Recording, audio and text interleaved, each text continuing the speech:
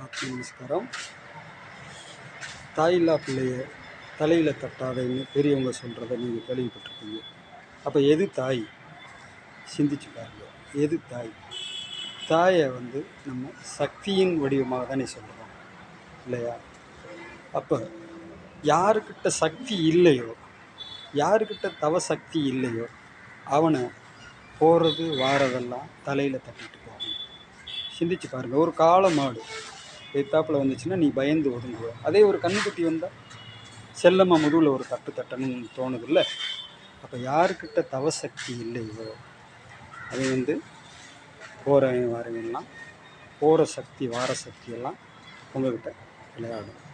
ஆகையினால் இந்த புரிதலோடு எவராலும் வெல்ல முடியாத வஜ்ராயுத பாதுகாப்பு இயக்கத்தின் தவசக்தியை நீங்கள் பெற்று பலமாக ஒரு காளையைப் போல இந்த உலகத்தில் உங்களுடைய காரியங்களை நீங்கள் வெற்றிகரமாக செய்து முடிக்கலாம்.